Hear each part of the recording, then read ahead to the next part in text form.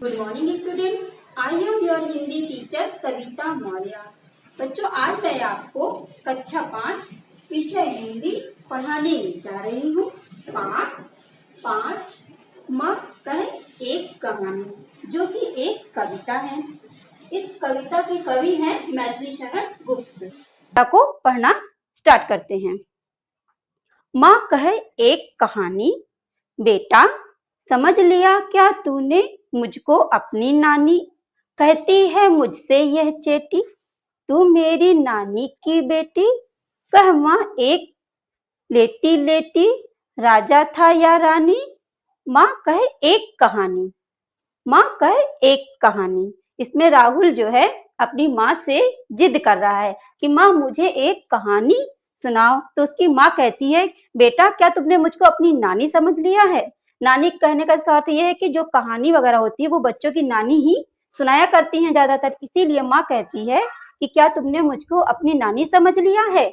तो कहता है कि माँ ये जो चेटी, चेटी मीन दासी, दासी मुझको बता रही थी कि आप मेरी नानी की बेटी हैं, तो आप भी कहानी सुना सकती हैं। तो बच्चा जिद करता है कि ना माँ आप मुझे एक कहानी सुनाओ, लेटे लेटे ही एक कहानी सुनाओ। बताओ माँ, राजा था या रानी। माँ एक कहानी सुनाओ। सुन उपवन में बड़े सवेरे, तात भ्रमण करते थे तेरे। जहां सुर भी मनमानी, जहां सुर भी मनमानी, माँ कह यही कहानी। सुन उपवन में बड़े सवेरे, उपवन मीन्स बगीचा। तात भ्रमण करते थे तेरे, तात मने पिता, भ्रमण मीन्स घूमना। वहां जहां मतलब सुन उपवन में बड़े सवेरे, यानी कि उपवन यानी बगीचा में सवेरे सवेरे तुम्हारे पिता जहां घूमा करते थे या भ्रमण करते थे। जहां सुर भी मनमानी, जहां सुर भी मनमानी। हाँ माँ यही कहानी, मतलब जहां पे क्या सुगंधित वायु चलती थी, रंग बिरंगे फूल खिला करते थे, ऐसा सुंदर बगीचा था जहां उसके पिताजी क्या करते थे, घूमा करते थे। तो कहता है राहुल, हाँ माँ बस यही कहानी मुझको सुनना है। वर्ण वर्ण के फूल खिले थे, झलमल झलमल कर हिम बिंदु झिले थे। हल्के झोंके हिले मिले थे, लहराता था पानी, लहराता था पानी। हाँ हाँ यही कहानी। वो उसकी माँ बोलती है उस बगीचे में वर्ण वर्ण यानी कि तरह तरह के क्या थे, फूल खिले थे। झलमल झलमल कर हिम बिंदु झिले थे, हिम बिंदु मतलब बर्फ की तरह छोटे छोटे कण। तो वो जो है हल्के हल्के झोंके उसके साथ मिले थे, यानी हिम बिंदु यानी कि जब हवा जो चल रही थी वो क्या थी, वो ठंडी ठंडी हवा थी। तो बता रही थी वहां पानी लहराता था और जो हवा जब चलती थी वो ठंडी ठंडी हवा चलती थी और वहां पे क्या अच्छी खुशबू आ रही थी। गाते थे खग कल कल सर्व में, सहसा एक हंस ऊपर से गिरा विद्ध होकर खगशर के। हुई पक्ष की हानि, हुई पक्ष की हानि। बच्चों गाते थे खग कल कल स्वर में, यानी कि इसमें बता रहा है कि जहां पर पक्षी कल कल करके गाते थे, तभी अचानक, सहसा मीन्स अचानक, अचानक एक हंस ऊपर से आके गिरा, जो कि क्या विद मतलब किससे विधा था, वो तीर से उसको लगा हुआ था और उसके पंख क्या थे, घायल हो गए थे। तो वो अचानक एक हंस ऊपर से गिरा जिसको क्या लगा था, तीर लगा था और वो जो है बुरी तरीके से घायल हो गया था। तो बच्चों आपको इतना अच्छे से समझ में आ ही गया होगा कि आप कि अचानक एक क्या होता है, हंस ऊपर से गिरता है जिसको क्या लगा रहता है, एक तीर लगा रहता है, जिससे वो क्या होता है, बहुत घायल हो जाता है। और क्या होता है, पक्षी यानी पंख, पक्ष मीन्स पंख की क्या हो जाती है, हानि होती है। वही बता रहा है कि पंख की हानि हुई थी और इस यहीं से कहानी क्या हो गया, कहानी करुणा यानी कि दया का भाव इसमें आने लगा है। चौक उन्होंने उसे उठाया, नया जन्म सा उसने पाया। इतने में आखेटक आया, लक्ष्य सिद्धि का मानी, लक्ष्य सिद्धि का मानी, कोमल कठिन कहानी। इतने में क्या, जब उसके पिताजी देखते हैं कि वो हंस नीचे घायल गिरा है तो वो क्या चौंक जाते, क्योंकि जब कोई हमारे पास अचानक कोई चीज गिरती है तो हम क्या हो जाते हैं, चौंक जाते हैं। इसी तरीके से उसके पिता, राहुल के पिता जी भी चौंक जाते हैं और उसको क्या करते हैं, उसको अपनी गोद में उठा लेते हैं और उसको प्यार से सहलाते हैं।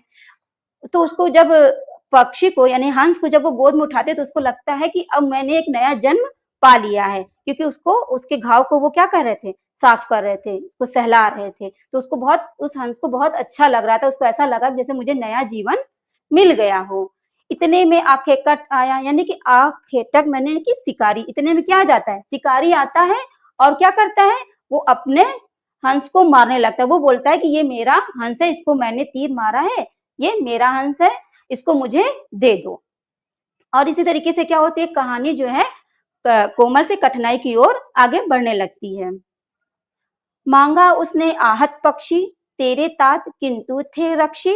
तब उसने जो था खबक्षी, हट करने की ठानी, हट करने की ठानी, अब बढ़ चली कहानी। तब जो है क्या है, जो जिसने उसको तीर मारा था, आखेटा यानी शिकारी, वो कहता है कि ये पक्षी मेरा है, इसको मुझे दे दो। लेकिन जो तुम्हारे पिताजी हैं तात, वो क्या थे, वो रक्षक थे, वो उस पक्षी की क्या कर रहे थे, रक्षा कर रहे थे। और वो मांग रहा था कि मुझे ये पक्षी दे दो क्योंकि इसको मेरा तीर लगा है। लेकिन तुम्हारे पिताजी इसको पक्षी को नहीं देते क्योंकि उन्होंने उसकी रक्षा करने की मन में ठानी थी। हुआ विवाद सदस्य निर्दय में, उभय अग्राही थे स्व विषय में। गई बात तब न्यायालय में, सुनी सभी ने जानी, सुनी सभी ने जानी, व्यापक हुई कहानी। तब जब ऐसे विवाद बढ़ता गया, जो शिकारी था वो तुम्हारे पिता से क्या मांग रहा था, अपने हंस को मांग रहा था। वो बोला था ये हंस मुझे दे दे, इसको मेरा तीर लगा है। और तुम्हारे पिताजी कह रहे थे नहीं, मैंने इसकी रक्षा की है, ये मेरा हंस है। इसी तरीके से विवाद बढ़ते बढ़ते न्यायालय तक पहुंच जाता है और उस न्यायालय में वो दोनों अपने अपने पक्ष को रखते हैं। सब लोग उसकी बातों को सुनते हैं, इस मतलब उसकी बात को सुनते कि किसने उसको मारा और किसने उसको बचाया। इस तरीके से कहानी क्या चारों तरफ फैल गई। राहुल तू निर्णय कर इसका, न्याय पक्ष लेता है किसका। माँ मेरी क्या बानी, मैं सुन रहा कहानी। कोई निरपराध को मारे तो कोई, तो क्यों ना अन्य उसे उबारे। रक्षक पर भक्षक को वारे, न्याय दया कर दानी, न्याय दया कर दानी, तूने सुनी कहानी। तो माँ बोल रही है राहुल तू निर्णय कर इसका, कि न्याय पक्ष यानी कि तो न्यायालय में बात गई है वो किसका पक्ष लेता है। तो राहुल बोलता है माँ मैं कैसे बताऊं, मैं तो कहानी सुन रहा था, आप ही बताओ मैं माँ कि न्याय किसके पक्ष में होता है। तो उसकी माँ कहती है बेटा हमेशा मारने वाले से बचाने वाला बड़ा होता है, इसीलिए जो न्याय है वो तेरे पिता के पक्ष में गया। तो बताती है कि जो निरपराध यानी कि जो बिना अपराध के किसी को मारता है और कोई उसको उबारता है तो हमेशा जो न्याय है उसी के पक्ष में जाता है, क्योंकि मारने वाले से हमेशा बचाने वाला बड़ा होता है। तो बच्चों मैंने ये कविता आपको पूरी पढ़कर बताई और उसके अर्थ को भी समझाया। आपको ये लेसन अच्छी तरीके से समझ में आ ही गया होगा। तो बच्चों इस लेसन में बस इतना ही। अगला टॉपिक हम अपने नेक्स्ट वीडियो में पढ़ेंगे। तब तक के लिए आप घर पे रहिए और सुरक्षित रहिए।